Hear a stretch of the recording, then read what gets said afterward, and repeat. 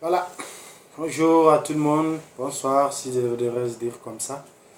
Bon, ça c'est selon le découpage administratif de la planète terrestre et les fuseaux horaires. Bon, bref, aujourd'hui nous sommes le 22. Bon, nous sommes le 20, oui.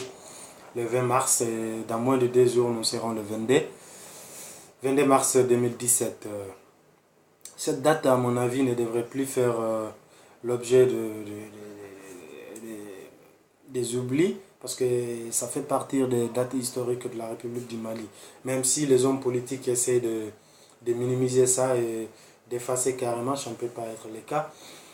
Il y a de cela 5 ans, jour pour jour, le général Amadou Toumane Touré, sinon devrait se dire le président Amadou Toumane Touré, quittait le pouvoir suite à un coup d'état militaire. Bon, institutionnellement parlant, ce n'est pas un coup d'état parce que d'après les experts à la matière, le président a signé, bon, je ne sais pas quoi, et qui explique le retour à l'ordre constitutionnel à la présidence par intérim du professeur Dionkunda, à l'époque président de l'Assemblée nationale. Bon, bref, je ne vais pas rentrer dans des détails comme ça, mais je vais juste faire un petit briefing sur ce qui s'est passé ces jours-là.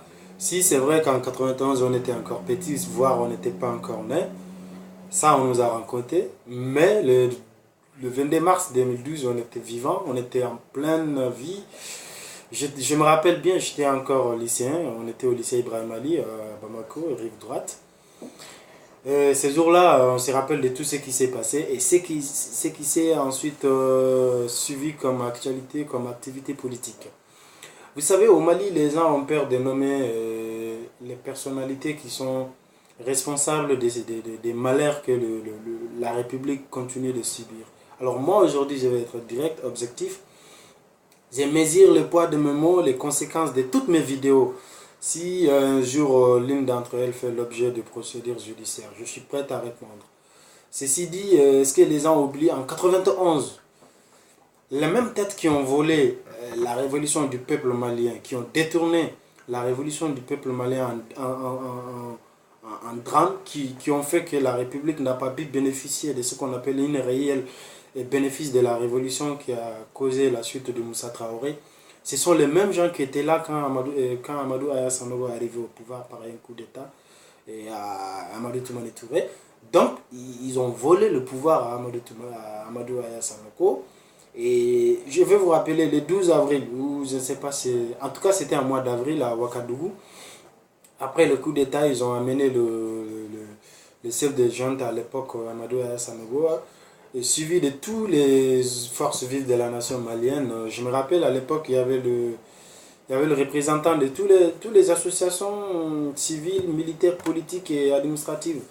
Ils étaient tous présents à Ouagadougou ces jours-là et ils ont mis en place une feuille de route qu'on a appelée l'accord cadre de Ouaga et qui a abouti à la présidence de Dioncounda Traoré et Cheikh Modibo Diarra comme premier ministre en plein pouvoir. Donc bref, je vais citer le nom. Il s'agit d'abord premièrement de Soumaïlou Boubé Maïga, SBM, le renard de la vie politique malienne, c'est comme ça qu'on l'appelle au Mali. C'est un homme qui a fait tous les régimes au Mali qui se sont succédés depuis la première jusqu'à la troisième république.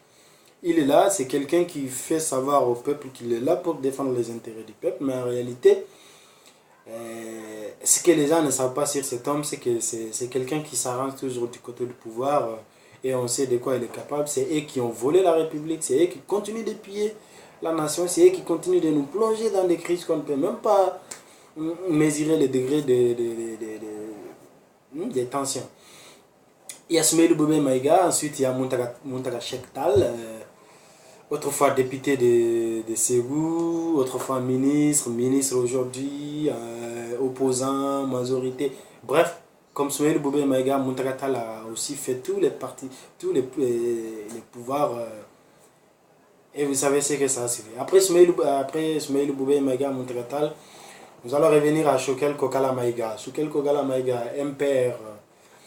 On vous connaît aussi, on a fouillé dans les archives, on sait qui vous êtes. Vous avez également, vous êtes dans le même canal que ces gens-là. Ça fait trois. Après Choquel Kokala Maïga, il y a aussi, comment dirais-je, comment il s'appelle l'autre là?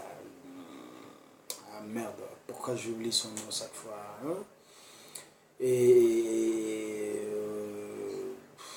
j'ai oublié son nom, hein? Son nom pourtant, Soumaïla Cissé, chef de file de l'opposition aujourd'hui, autrefois ministre des Finances, ministre des Équipements, président de la commission de l'IMOA, bref, la même chose, même voleur, même délinquant, même signification qu'on peut donner. Après Soumaïla Cissé, il y a Modibo Sidibé, ils sont très nombreux, il y a l'autre là, il y a Konimba Sidibé, il y a Dr Omar Mariko, il y a... Bref, la classe politique malienne est pourrie. Ils sont les mêmes voleurs de la République, même menteurs, même malhonnêtes. Ils sont chaque fois là, avec seulement ils changent de costume, suivant l'actualité même du pays. S'il faut y aller dans l'opposition, ils sont dans l'opposition. S'il faut y aller de la majorité, ils sont de la majorité, juste pour gagner leur pain quotidien dans la vie politique malienne. Et ce que moi j'ai envie de dire au peuple malien, c'est qu'on ne vit pas de la politique, mais on fait vivre la politique. Et c'est ce que les hommes politiques maliens devraient savoir, que dans une république neuve en construction comme la nôtre, et il n'est pas question que des hommes accèdent à des hautes fonctions de la République, que ce soit des fonctions nominatives ou des fonctions électives, sans qu'il y ait de fondement, sans qu'il y ait de base, sans qu'il y ait en quelque sorte ce qu'on peut appeler un programme sociétal solide pour convaincre le peuple avec. Mais malheureusement, tel n'est pas le cas chez nous. Chaque fois qu'il y a une révolution, les mêmes hommes politiques qui sont là, ils essayent d'arranger la situation à leur faveur pour juste continuer.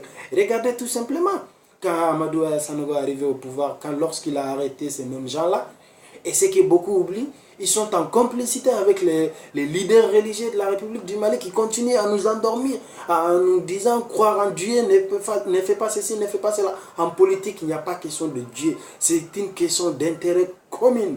Soit vous êtes avec le peuple, soit vous êtes contre le peuple. Et cette classe politique malienne, elle est contre le peuple malien depuis 1968. Ils continuent à s'arranger derrière le pouvoir, soit avec Moussa Traoré, Amadou Toumani Touré, Alpha Konaré et Ibrahim Boubacar Keïta aujourd'hui.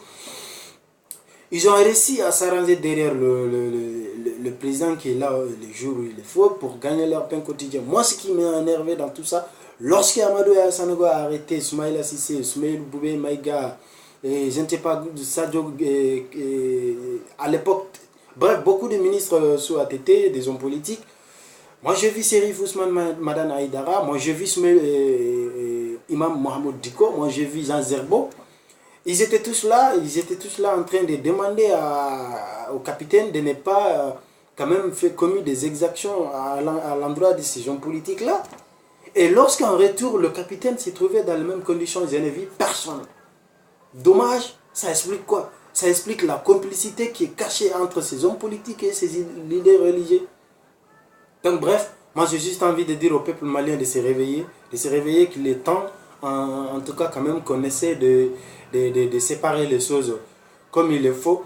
Les leaders religieux, ils sont là pour nous prêcher le message de Dieu. Tel est leur rôle, ils doivent jouer ça et se méfier de la politique.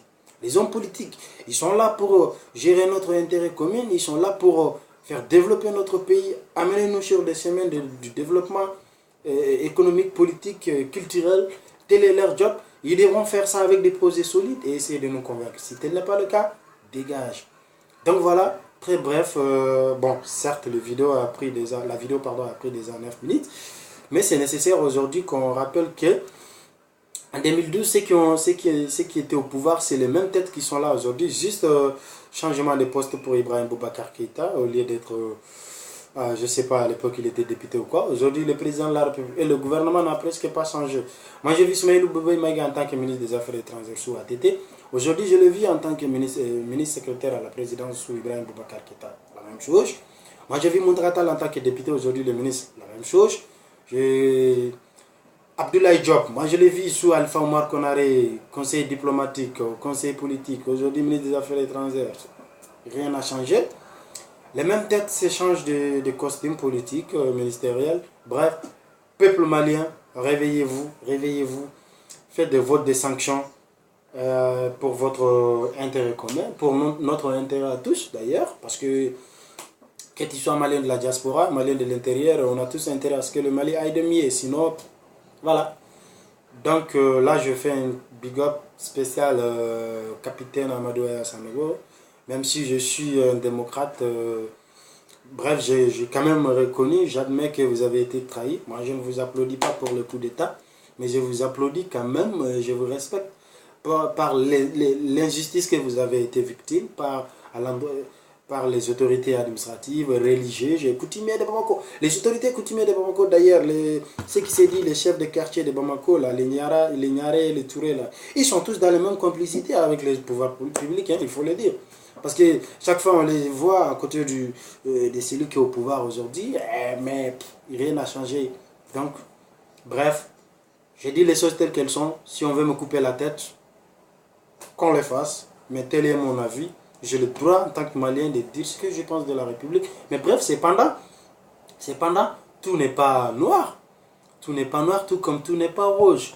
Donc, il est temps qu'on essaie de dialoguer, il est temps qu'on essaie de se rencontrer, de se reconnaître, de se parler, de se dire les choses telles qu'elles sont et de situer les responsabilités et que les coupables payent, que les victimes soient indemnisées, pas financièrement, mais moralement et humainement. Voilà, c'est comme ça on peut aller sur une base solide. Ainsi, je vous dis merci et à très bientôt, chers amis.